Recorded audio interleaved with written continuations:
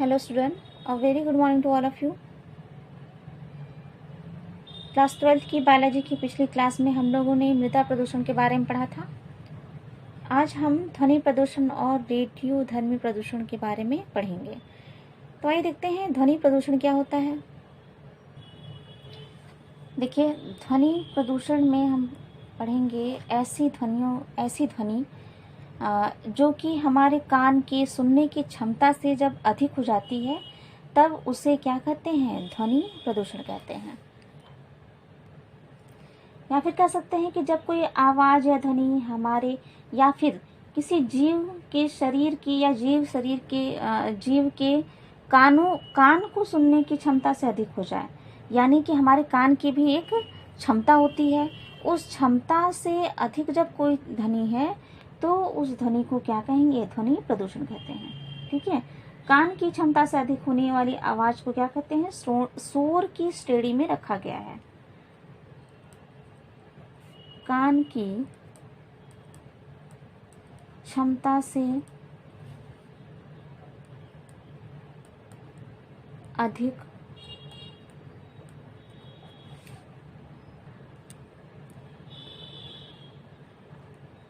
होने वाली आवाज़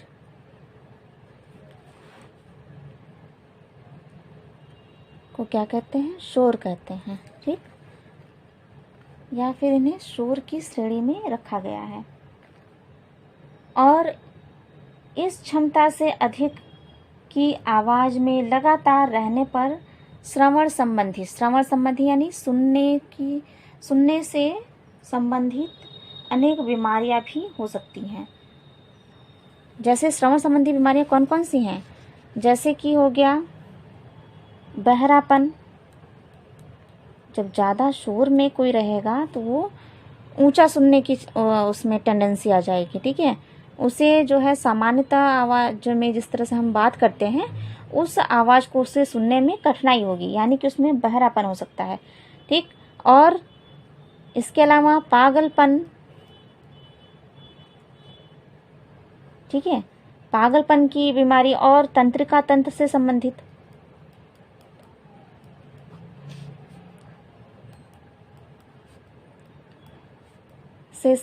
भी बीमारियां हो सकती हैं। ठीक है,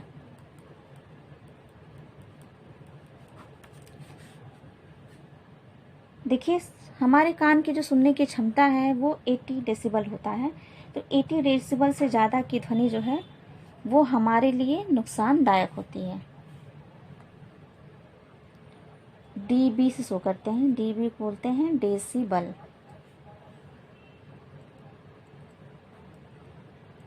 ठीक, यानी कि कोई भी ध्वनि 80 डेसिबल से अधिक नहीं होनी चाहिए।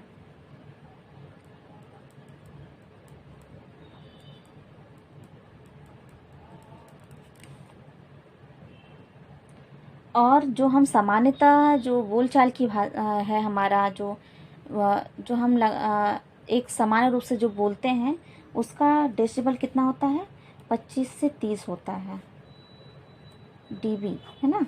ये होती है सामान्य बोलचाल की ध्वनि।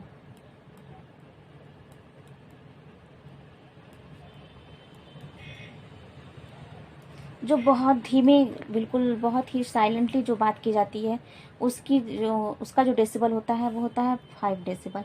बहुत ही साइलेंटली, जो बहुत ही फुसफुसाहट से बात की जाती है उसका जो होता है 5 डेसिबल। ठीक, जो शोर की श्रेणी में आता है, शोर की श्रेणी मैंने बताया ना 80 डेसिबल से अधिक जो है नहीं होना चाहिए।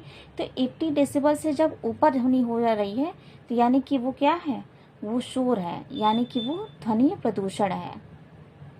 ठीक, जैसे कि 95 हो गया, 95 डेसिबल, 120 डेसिबल, इतना हो गया तो ये क्या है, ये बहुत अधिक है, ये तीव्र शोर है। ठीक, ये तीव्र शोर की ध्वनि है। अब देखिए ध्वनि प्रदूषण के प्रमुख कारण कौन कौन से हैं।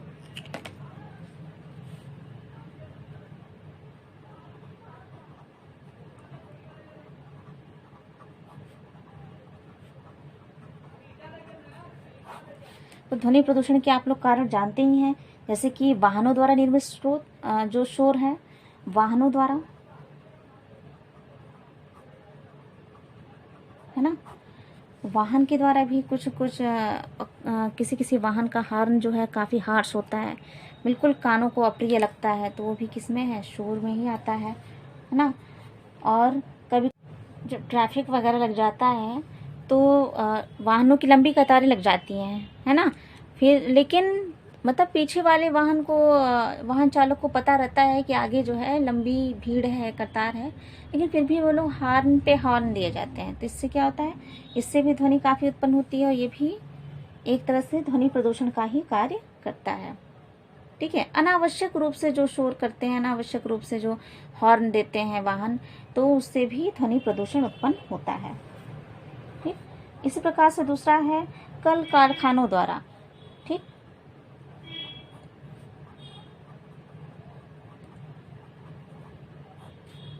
कल कारखानों से उत्पन्न ध्वनि जो है, ठीक, कल कारखानों में जैसे भारी मशीनें चल रही हैं, तो भारी मशीनों के चलने से जो ध्वनि उत्पन्न होती है वो भी क्या है, ध्वनि प्रदूषण करती है।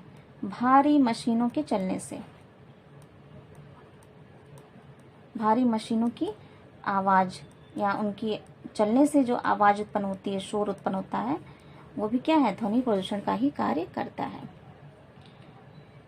अच्छा, नेक्स्ट है निर्माण कार्य के द्वारा।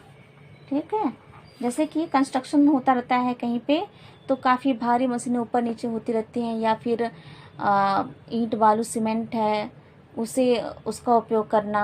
ठीक है, तो उसमें जो मशीनें चलती हैं, जो सीमेंट बनाना, ये सब जो काम होता रहता है, तो उससे भी काफ़ी उत्पन्न होता है ध्वनि। तो वो भी क्या है, एक प्रदूषण का ही, ध्वनि प्रदूषण का ही एक प्रकार है। तो थर्ड कारण हो जाएगा निर्माण कार्य के द्वारा से उत्पन्न। ठीक है, अच्छा, नेक्स्ट है उत्सव आदि पर उत्पन्न शोर। जैसे कि बहुत सारे फेस्टिवल हमारे यहाँ मनाए जाते हैं, है ना, ठीक है, या किसी के यहाँ शादी है, पार्टी है, तो डीजे का उपयोग किया जाता है शादी पार्टी में, उत्सव में बहुत ही तेज से, बहुत ही तीव्र आवाज़ में लाउड स्पीकर का उपयोग किया जाता है। तो उससे जो ध्वनि उत्पन्न होती है वो भी ध्वनि प्रदूषण की प्रकार है।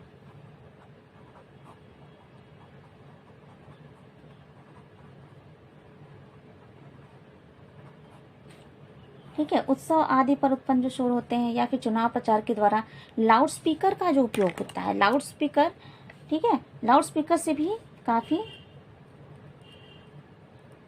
ध्वनि प्रदूषण उत्पन्न होता है। ठीक है, लाउड स्पीकर के प्रयोग के द्वारा।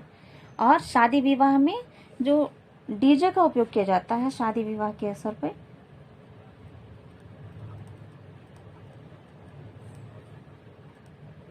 है ना, शादी विवाह में डीजे का उपयोग से भी ध्वनि प्रदूषण होता है।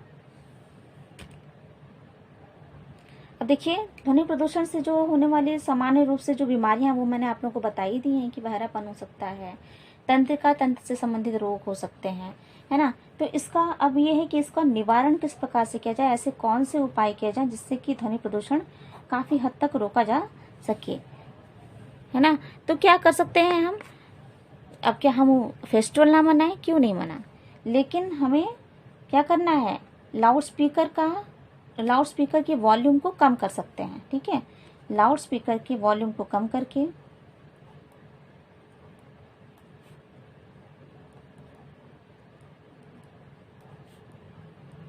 बहुत तेज ना रखें, कम रखनी चाहिए। लाउड स्पीकर की आवाज़ को कम रख के भी हम ध्वनि प्रदूषण को काफ़ी हद तक कम कर सकते हैं। इसी प्रकार से डीजे वगैरह है, तो जैसे सरकार भी अब सरकार की तरफ से भी ये आदेश हो गया है कि रात 10 बजे के बाद जो है डीजे नहीं चलना चाहिए, डीजे की आवाज़ नहीं सुनाई देनी चाहिए। तो इस प्रकार से भी डीजे का अगर चलाना है तो उसको आवाज़ थोड़ा सा कम कर दें, है ना। और एक मतलब एक टाइम ड्यूरेशन बांधना चाहिए कि अगर चुनाव प्रचार प्रसार हो रहा है तो चुनाव का प्रचार प्रसार भी लगभग इतने से इतने में ही होना चाहिए, ताकि जैसे कि कुछ विद्यार्थी हैं, कोई आसपास मरीज है, रोगी है, तो उसको कितनी परेशानी होगी तीव्र शोर से, तो उनको ज़्यादा परेशानी ना हो। और इस प्रकार से क्या है कि जैसे वाहनों द्वारा उत्पन्न है शोर है, तो सड़कों के किनारे जो है, सड़कों के किनारे वृक्षारोपण करके,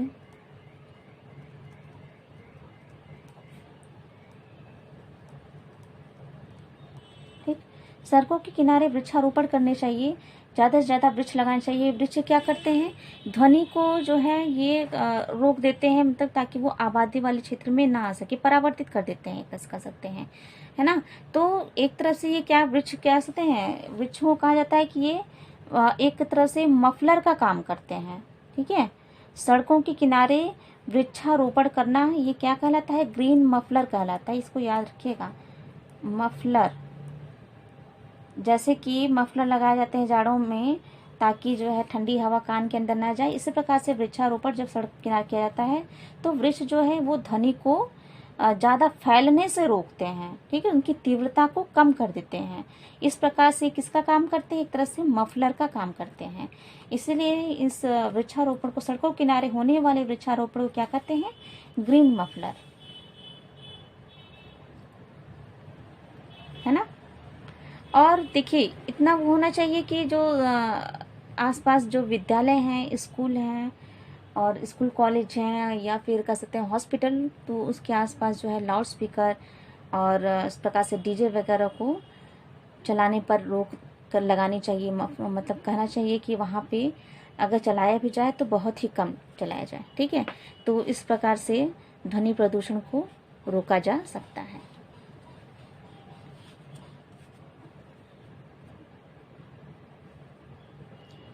ठीक है, अब नेक्स्ट हमारा है रेडियोधर्मी प्रदूषण। अच्छा, ध्वनि प्रदूषण के कारण में एक कारण हम ये भी लिख सकते हैं यहाँ पे, प्राकृतिक कारण, ठीक है, ये आप मेंशन कर लीजिए। प्राकृतिक कारण भी हैं कुछ ध्वनि प्रदूषण के, जैसे कि बिजली का कड़कना, है ना। बिजली के कड़कने से भी क्या होता है, ध्वनि बहुत ही तीव्रता से उत्पन्न होती है, तो वो भी क्या है, एक तरह से ध्वनि प्रदूषण का ही प्रकार है, ठीक है। चलिए अब हम नेक्स्ट चलते हैं रेडियोधर्मी प्रदूषण पर। तो रेडियोधर्मी प्रदूषण क्या है, रेडियो एक्टिव तत्वों का उत्सर्जन जो कि जैव समुदाय को नुकसान पहुंचाता है, उसे क्या कहते हैं, रेडियोधर्मी प्रदूषण।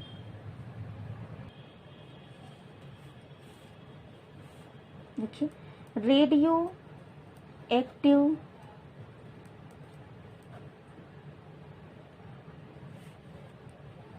तत्वों का उत्सर्जन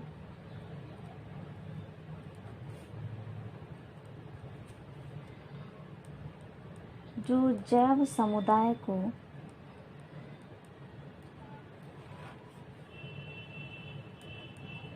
हानि पहुंचाता है,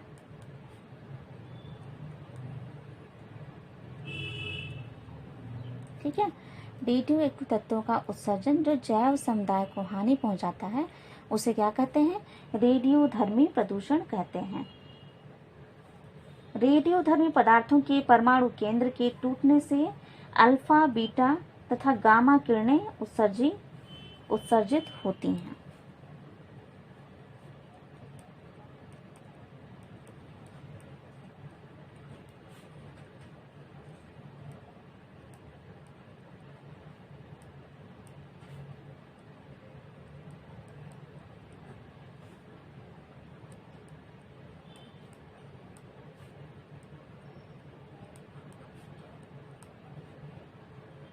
अल्फा, बीटा और गामा उत्सर्जित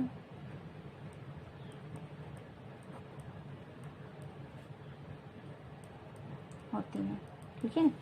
यानी कि रेडियोधर्मी जो मटेरियल है उसका केंद्र जब टूटता है तो कौन सी किरणें उत्सर्जित होती हैं, अल्फा, बीटा और गामा, ठीक है।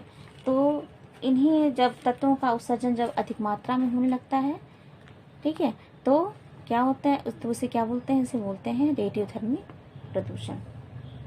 अब इसके कारण देख लेते हैं, नहीं पहले हम इसे स्रोत देख लेते हैं कि रेडियोधर्मी प्रदूषण के मुख्य रूप से स्रोत कौन कौन से हैं।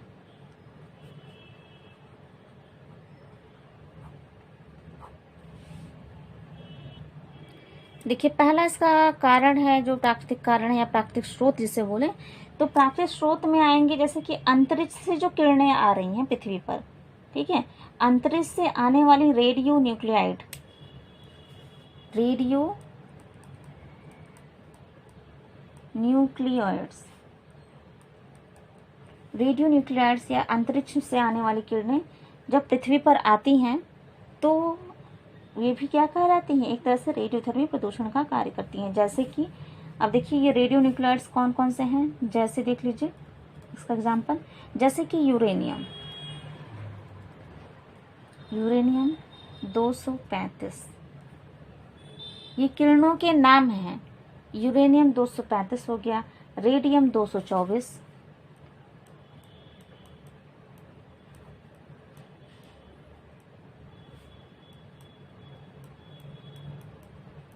फिर है थोरियम 232, ठीक है, कार्बन 14, पोटेशियम 40,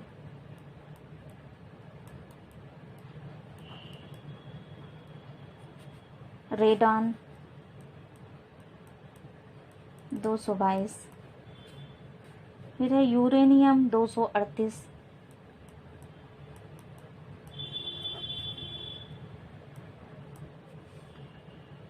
ठीक है। तो ये सब क्या कहाँ पाए जाते हैं, ये चट्टानों, मिट्टी तथा जल में प्राकृतिक रूप से पाए जाते हैं, ठीक है। कुछ ऐसे अंतरिक्ष से आने वाली किरणें भी होती हैं जो पृथ्वी पर आती हैं। इसके अलावा कुछ जो ये रेडियोधर्मी पदार्थ हैं ये कहाँ पाए जाते हैं, चट्टानों, मिट्टी और जल में प्राकृतिक रूप से पाए जाते हैं। यानी कि चट्टानों के टूटने से ये और मिट्टी से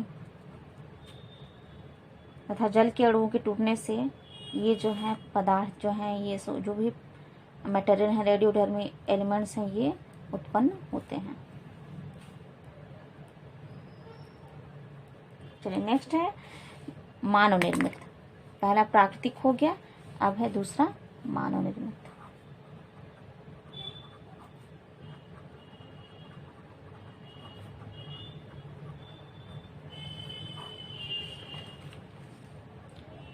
तो ऐसे प्रदूषण या ऐसे रेडियोधर्मी प्रदूषण जो मानव द्वारा निर्मित होते हैं, मानव द्वारा उत्पन्न किए जाते हैं, उसे क्या बोलते हैं, मानव निर्मित प्रदूषण। जैसे कि नाभिकीय शस्त्रों का उत्पादन, ठीक है, ऐसे अस्त्र शस्त्र का उत्पादन जिनसे रेडियोधर्मी तत्व उत्पन्न होते हैं, नाभिकीय शस्त्रों का उत्पादन,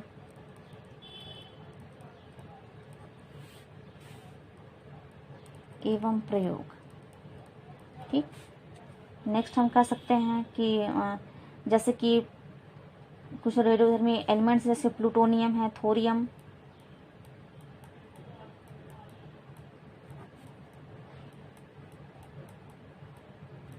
प्लूटोनियम, थोरियम का खनन तथा शुद्धिकरण, इन तत्वों के खनन और शुद्धिकरण से भी प्रदूषण उत्पन्न होता है। फिर है न्यूक्लियर ऊर्जा घर एवं ईंधन का प्रयोग,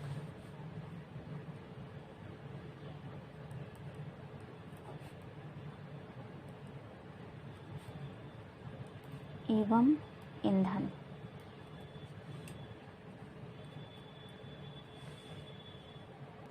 तो इनसे भी प्रदूषण उत्पन्न होता है। जैसे नाभिकीय शस्त्र का उत्पादन प्रयोग देखिए, हाँ हमें मतलब हम सब जानते हैं कि जैसे कि जापान में परमाणु बम गिराया गया था नागासाकी और हिरोशिमा में 1945 में, तो इसमें किसका उपयोग किया गया था, नाभिकीय शस्त्र का ही तो उपयोग किया था, न्यूक्लियर वेपन्स का उपयोग किया गया था, है ना। अमेरिका द्वारा जापान के हिरोशिमा और नागासाकी में किसका उपयोग किया गया था, न्यूक्लियर वेपन्स का, नाभिकीय शस्त्रों का उपयोग किया गया था। और इसका क्या प्रभाव पड़ा, इसके प्रभाव से आज तक यहाँ के जीव जंतु और वनस्पति प्रभावित हैं। ये किया कब गया था, 1945 में, है ना। 1945 में जापान में इस शस्त्र का प्रयोग किया गया था, लेकिन इतने सालों बाद भी आज भी वहाँ के जीव जंतु और पेड़ पौधे इससे प्रभावित हैं। देखिए, नाभिकीय शस्त्रों में अणु बम तथा परमाणु बम का उपयोग किया जाता है। जैसे कि जापान वाले केस में हम देखते हैं, हिरोशिमा और नागासाकी में परमाणु बम का उपयोग किया गया था। तो परमाणु बम के विस्फोट से अनेक प्रकार के रेडियोधर्मी जो न्यूक्लियाइड्स होते हैं वो उत्पन्न होते हैं, जो कि बहुत ही बारीक कणों के रूप में वातावरण में फैल जाते हैं, है ना। वातावरण में फैल के ये जीव जंतु और पेड़ वृक्षों में, पेड़ पौधों में एकत्रित हो जाते हैं। जब वृक्ष या इस पौधे का उपयोग कोई जंतु करता है, उस जंतु का उपयोग जब मनुष्य के द्वारा किया जाता है, तो इस प्रकार से ये जो ये परमाणु हैं, ये पौधों से जंतुओं में, जंतुओं से फिर मनुष्यों में, इस प्रकार से ये पूरी एक खाद्य श्रृंखला को ही प्रभावित कर देते हैं। और इनका उपयोग, इनका जो प्रभाव रहता है वो पीढ़ियों तक रहता है। आप जैसे खुद ही देख रहे हो, 1945 की घटना है ये, हाँ। तो 1945 की घटना है, तो इसका प्रभाव तो खत्म हो जाना चाहिए, लेकिन अभी तक ये प्रभावित कर रहा है। अभी तक वहाँ के जीव जंतु, पेड़ पौधे प्रभावित हैं। तो यानी कि ये पीढ़ियों तक उपस्थित है ना, तभी तो ये प्रभावित कर रहा है। अभी तक वहाँ के लोग अनेक प्रकार की बीमारियों से ग्रसित हैं। चलिए नेक्स्ट है, जैसे कि है नाभिकीय रिएक्टर या नाभिकीय ईंधन का उपयोग जो किया जा रहा है, न्यूक्लियर ऊर्जा घर और न्यूक्लियर ईंधन की जो मैंने बात की है, कि ये जो होता है इसमें विखंडन क्रियाशीलता, तापीय प्रक्रियाएं होती रहती हैं नाभिकीय संयंत्रों में। तो रिएक्टर को ठंडा करने के लिए प्रयुक्त होने वाले जो प्रशीतक होता है उस वो और मतलब कि इसमें काफ़ी क्या बोलते हैं, विकिरण उत्पन्न होता है, ठीक है। यानी कि ठंडा करने, गर्म करने से बहुत ही बड़ी मात्रा में विकिरण उत्पन्न होता है। तो ये विकिरण या अपशिष्ट जो होते हैं, यानी कि न्यूक्लियर ऊर्जा घर में बने हुए जो भी अपशिष्ट होते हैं, या जो भी मतलब कि बनने के बाद जो प्रोडक्ट होता है, प्रोडक्ट के बनने के बाद जो अवशिष्ट होता है वो बहुत ही ज़्यादा हानिकारक होता है। तो अवशिष्ट है यानी कि बेकार बचा हुआ मटेरियल है, तो उसको जहाँ भी फेंका जाएगा वहाँ के लोगों के स्वास्थ्य को ये प्रभावित करता है, वहाँ की मिट्टी को अनउपजाऊ कर देता है ना। और वहाँ की मिट्टी के में जो जीवाणु वगैरह हैं उनको ये प्रभावित करता है, ठीक है। चलिए अच्छा, नेक्स्ट स्रोत पे हम आते हैं। जैसे हम देख रहे हैं प्लूटोनियम, थोरियम, ये भी क्या है, रेडियो एक्टिव एलिमेंट्स ही हैं, है ना। तो इनका उपयोग भी कई प्रकार के प्रोडक्ट को बनाने में किया जाता है, निर्माण में किया जाता है। तो इनके खनन से भी कई प्रकार की विकिरण निकलते हैं, ठीक है। खनन और शुद्धिकरण, तो खनन और शुद्धिकरण के बाद जो वेस्ट मटेरियल बच जाते हैं, ठीक है। तो वेस्ट मटेरियल को जहाँ भी फेंका जाता है वो वहाँ के स्थान को, वातावरण को काफ़ी प्रभावित करता है ना। चलिए अब नेक्स्ट है रेडियोधर्मी प्रदूषण के प्रभाव। इनसे क्या प्रभाव है, तो प्रभाव अभी मैंने आप लोग को बताया ही कि जो भी वेस्ट मटेरियल है जहाँ भी फेंका जाता है, इनसे जो न्यूक्लियर ऊर्जा घर से जो प्रोडक्ट बन रहा है उससे, उसका अपशिष्ट, या फिर कुछ रेडियोधर्मी जो एलिमेंट्स हैं उनके खनन और उनके शुद्धिकरण से जो भी अपशिष्ट निकलता है वो जहाँ कहीं भी फेंका जाता है वहाँ के क्या करता है, वहाँ के सूक्ष्म जीवाणुओं को नष्ट करता है, वहाँ के जो जीव जंतु, पेड़ पौधे हैं उनको प्रभावित करता है, नर्वस सिस्टम को प्रभावित करता है ना। और अभी मैंने आप लोगों को बताया ही हिरोशिमा वाली घटना, जापान की 1945 वाली, परमाणु बम का उपयोग जो किया जाता है नाभिकीय शस्त्रों का। तो अणु परमाणु बम जो है वो कई दशकों तक, है ना, पीढ़ी दर पीढ़ी जो है वो वहाँ के वातावरण को प्रभावित करते रहते हैं। जीव जंतु, पेड़ पौधे आज भी प्रभावित हैं उससे, ठीक है।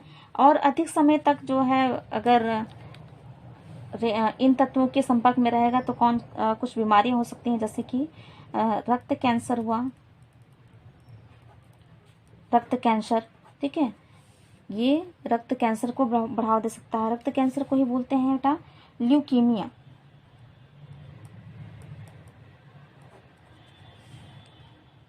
ठीक। इसके अलावा जो है रेडियोधर्मी एलिमेंट से क्या हो सकता है, जीवों के जीन और जीवों के जीन एवं गुणसूत्रों में भी परिवर्तन हो सकता है। इसके अलावा टीबी, कैंसर, ठीक है, विकृताएं, मनुष्य के शरीर में विकृति हो सकती है, अंगों में टेढ़ापन, ये सब भी हो सकता है। इसके अलावा दृष्टि दोष हो सकते हैं, अंधापन,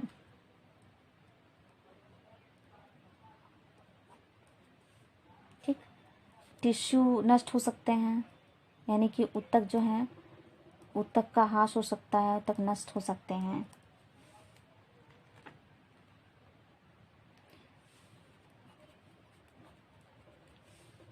चलिए अब नेक्स्ट है रेडियो एक्टिव अपशिष्ट प्रबंधन। इनका प्रबंधन किस प्रकार से किया जाए जिससे वातावरण ज़्यादा प्रभावित ना हो। देखिए, रेडियो एक्टिव जो एलिमेंट्स हैं या अपशिष्ट हैं, तो इनके अपशिष्ट को नष्ट करने का सबसे सरल और उचित उपाय यही है कि अपशिष्ट को 500 मीटर या अधिक गहरे गड्ढों में दफना देना चाहिए, अधिक गहरे गड्ढों में दफन कर देना चाहिए। 500 मीटर गड्ढे में या फिर और अधिक गहरे गड्ढों में इन्हें अंदर भूमि के अंदर दफन कर देना चाहिए। और ऐसे जगह इनको निपटान करना चाहिए। इनका मतलब इन अपशिष्टों का उपयोग जो है, अपशिष्टों को मतलब भूमि में दफनाना चाहिए जो कि मानव आबादी से बहुत ही दूर हो, मानव आबादी से दूर हों।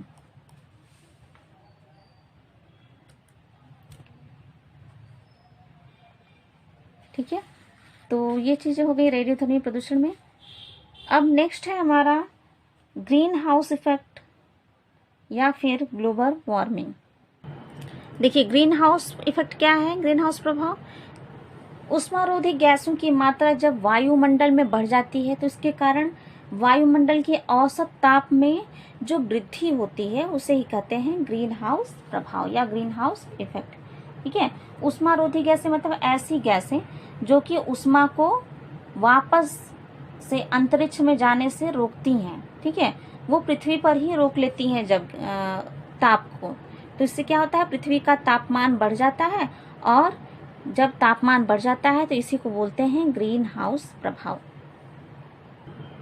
देखिए, ये उष्मारोधी गैसें कौन कौन सी हैं? तो ये हैं कार्बन डाइऑक्साइड है ना, CO2 है, क्लोरोफ्लोरोकार्बन है,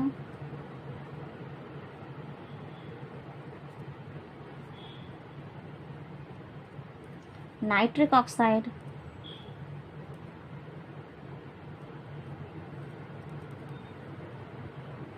मीथेन, क्लोरो ऑक्साइड। ठीक, तो ये जो गैसें हैं, ये जैसे कि हमें पता ही है कि पृथ्वी पर ऊर्जा का मुख्य स्रोत क्या है? सूर्य है ना। सूर्य से ही पृथ्वी पर प्रकाश और गर्मी प्राप्त होती है। तो सूर्य से आने वाली प्रकाश जब पृथ्वी पर आती है, सूर्य से जब प्रकाश पृथ्वी पर आता है, जिससे पृथ्वी का वातावरण क्या होता है? गर्म होता है ना। और जब सूर्य जो अस्त हो जाता है, जब पृथ्वी वापस से ठंडी होने लगती है, तो वो कुछ गर्मी जो है मतलब कि पृथ्वी के वायुमंडल से बाहर जाने लगती है। तो ये जो गैसें हैं, carbon dioxide, chlorofluorocarbon, nitric oxide, methane और क्लोरो ऑक्साइड, ये क्या करती हैं? ये सूर्य की ताप को पृथ्वी से वापस जाने से रोकती हैं, है ना। तो जब पृथ्वी से वापस जाने से रोकेंगी तो ताप क्या होगा? वायुमंडल में वापस नहीं जा पाएगा। तो इससे क्या होगा? पृथ्वी का वायुमंडल गर्म हो जाएगा, पृथ्वी का धरातल गर्म होता जाएगा। और जब लगातार ये प्रक्रिया होगी तो क्या होगा? गर्मी बढ़ेगी पृथ्वी पर, है ना। तो इसी को बोलते हैं ग्रीन हाउस प्रभाव। और ये जो गैसें हैं, इसलिए इनको बोलते हैं उष्मारोधी गैसें, है ना, क्योंकि ये पृथ्वी के ताप को वापस अंतरिक्ष में या वापस कह सकते हैं कि वायुमंडल में जाने से रोक देती हैं। तो इसलिए इनको क्या कहा गया है? उष्मारोधी गैसें कहा गया है। अब देखिए, इसका नाम ग्रीन हाउस क्यों कहा, मतलब कि इसको ग्रीन हाउस क्यों कहा जा रहा है? तो आइए देख लेते हैं। देखिए, ये फिगर आपकी बुक में का है। तो ये देखिए सामने बना हुआ है एक हाउस जैसे स्ट्रक्चर आपको दिख रहा है ना। तो क्या होता है बेटा कि ठंडे प्रदेश हैं कुछ, जैसे टुंड्रा प्रदेश हैं जहाँ पे बहुत अधिक ठंडी है, तो ठंडी है वहाँ पे, तो वहाँ पे फसलें उगाई नहीं जा सकती, है ना, क्योंकि फसलों के लिए कुछ मात्रा में गर्मी की भी आवश्यकता होती है, या फिर ठंडे प्रदेशों में ऐसी फसलें नहीं उगाई जा सकती हैं जो जिनको उगने के लिए गर्म तापमान की जरूरत हो, गर्म वातावरण की जरूरत हो। तो वहाँ पे क्या किया जाता है, इस तरह से कांच का एक घर बनाया जाता है ना। जैसे ये देख रहे हैं आप, ये हाउस जैसे देख रहे हैं ना। तो ठंडे प्रदेशों में क्या किया जाता है, गर्म प्रदेशों में उगने वाले फल सब्जियों अनाजों को उगाने के लिए कांच का एक घर बनाया जाता है। और इस कांच के घर की क्या खासियत होती है कि ये जो कांच का घर जो है ये बाहर से, मतलब इसका बाहरी लेयर ये जो है ये ब्लैक कलर का होता है ना। और ब्लैक कलर का होता है तो सूरज से आने वाले तापमान को ये बहुत ही ज़्यादा मात्रा में अवशोषित करता है ना। और इस घर की क्या विशेषता होती है, इस घर की ये विशेषता होती है कि सूरज से आने वाले तापमान को ये ज़्यादा से ज़्यादा मात्रा में अवशोषित कर लेता है, तो इस घर के अंदर जो है, इस घर के अंदर का जो तापमान है वो बाहरी वातावरण की अपेक्षा क्या होता है, बहुत अधिक हो जाता है ना। और इसके अंदर का जब तापमान अधिक हो जाता है तो यहाँ पे क्या कर सकते हैं, आराम से हम गर्म क्षेत्रों में उगाए जाने वाली फल सब्जियां और अनाजों को उगा सकते हैं, है ना। और दूसरी इसकी विशेषता है इस घर की कि ये बाहर से आने वाले जो ताप है उसको आने तो देता है लेकिन आसानी से जाने नहीं देता, मतलब इस घर के बाहर जो है ये जाने नहीं देता, है ना, क्योंकि काले रंग से इसको कवर कर दिया जाता है ना। तो काले रंग से कवर करने के कारण ये अंदर जो है काफ़ी मात्रा में, काफ़ी मतलब इसका जो तापमान है ये बाहरी क्षेत्र की अपेक्षा बहुत अधिक होता है, जिससे कि इसमें फल सब्जियां उगाई जा सकती हैं। और दूसरी विशेषता मैंने अभी आपको बताई कि ये जो घर की विशेषता है ये बाहर के तापमान को या सूरज से आने वाली गर्मी को ये रोक लेता है, कवर कर लेता है, इसको वापस से जाने नहीं देता है ना। तो जाने नहीं देता है, इसलिए से इस घर का जो है तापमान बढ़ जाता है और आराम से गर्म क्षेत्रों में उगाए जाने वाली सब्जियां, फल, अनाजें उसमें उगाए जा सकते हैं। तो सेम यही कंडीशन उत्पन्न हो जाती है पृथ्वी पे। अभी मैंने गैसों का नाम बताया आप लोगों को, कौन कौन सी गैसें थी, carbon dioxide, chloro oxide, nitric अम्ल, ठीक है। तो ये सभी गैसें भी इसी प्रकार से एक तरह से क्या करते हैं, इसी प्रकार से एक घर का ही काम करने लगती हैं। जिस प्रकार से ये घर जो है, जो ग्रीन हाउस है ये क्या है, सूर्य के ताप को आने देता है लेकिन जाने नहीं देता। इसी प्रकार से पृथ्वी पर ये जो गैसें हैं, कार्बन डाइऑक्साइड, मीथेन, नाइट्रिक अम्ल, क्लोरोफ्लोरो कार्बन, ये भी इसी प्रकार से सूर्य के ताप को आने तो देती हैं लेकिन पृथ्वी के वायुमंडल से बाहर जाने नहीं देती। तो इसी प्रकार का एक प्रभाव उत्पन्न करती हैं, इसलिए कहा जाता है ये ग्रीन हाउस इफेक्ट, है ना। अब आपको समझ में आ गया होगा कि आखिर इसे ग्रीन हाउस इफेक्ट क्यों कहा जाता है। इसका फिगर भी हम देख लेते हैं। देखिए आपकी स्क्रीन पर दिख रहा है, ग्रीन हाउस इफेक्ट का फिगर है। देखिए यहाँ पे हमारी धरती है ना, और ये एटमॉस्फेयर है। देखिए दे रहा है कि सूर्य का, यहाँ पे सूर्य है, सूर्य से जो ताप आ रहा है वो कुछ मात्रा में बाहर भी जाता है ना। ऐसा होना चाहिए कि कुछ जितनी मात्रा में आए वो काफ़ी मात्रा में बाहर चली जाए। लेकिन देखिए यहाँ पे लिखा है CO2 and other gases in the atmosphere trap heat, मतलब CO2 यानी कार्बन डाइऑक्साइड और अन्य जो गैसें हैं वो हीट को ट्रैप कर लेती हैं, पकड़ लेती हैं, ठीक है, जाने नहीं देते हैं।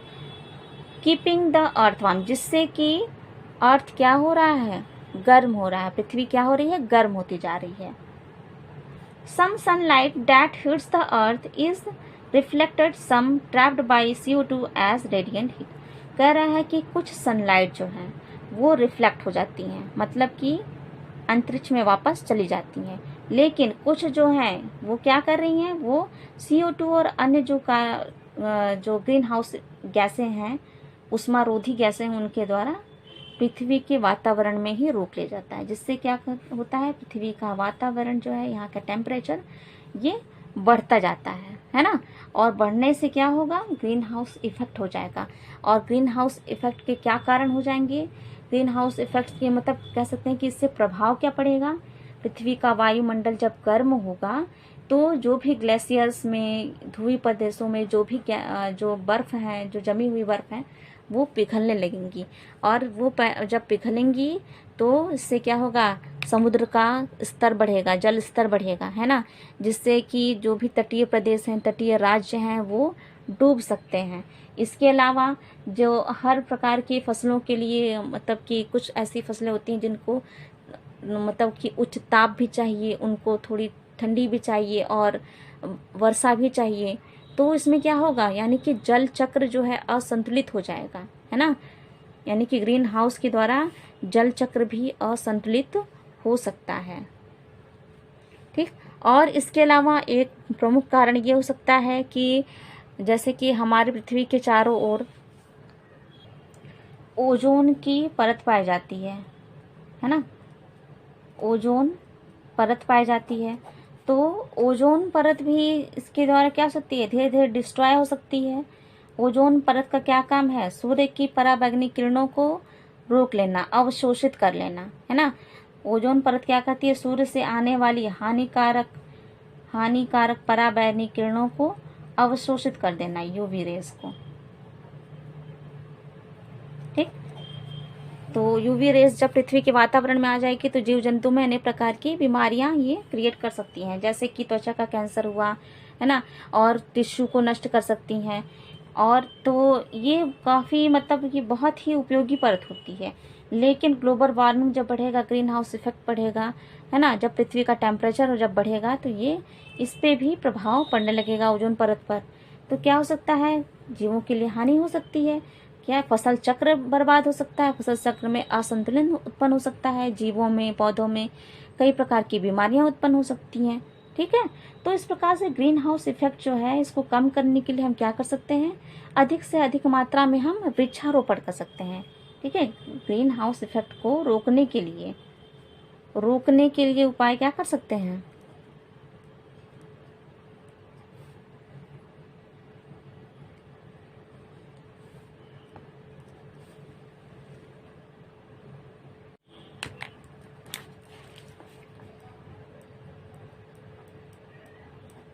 ठीक है, वृक्षारोपण, अधिक से अधिक मात्रा में वृक्ष को रोपना।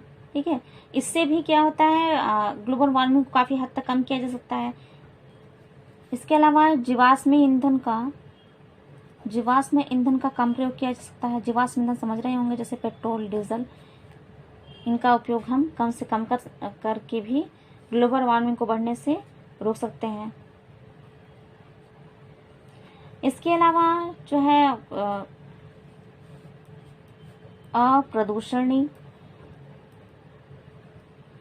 अप्रदूषकीय विकल्पीय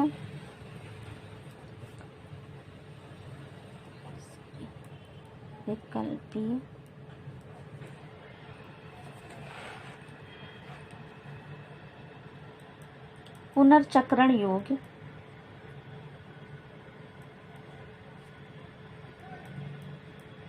ऊर्जा स्रोतों का उपयोग कर सकते हैं।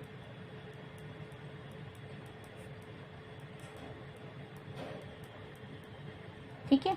ऐसे ऊर्जा स्रोतों का उपयोग जो कि अप्रदूषणीय हो, यानी कि जिनसे प्रदूषण ना उत्पन्न हो। ठीक। और इनको पुनर्चक्रण भी इनका किया जा सके। या फिर हम कह सकते हैं कि हम सौर ऊर्जा, पवन ऊर्जा आदि पर भी निर्भर हो सकते हैं। ऊर्जा के अन्य स्रोतों का विकल्प तैयार करना, मतलब हम तलाश कर सकते हैं, जैसे सौर ऊर्जा, पवन ऊर्जा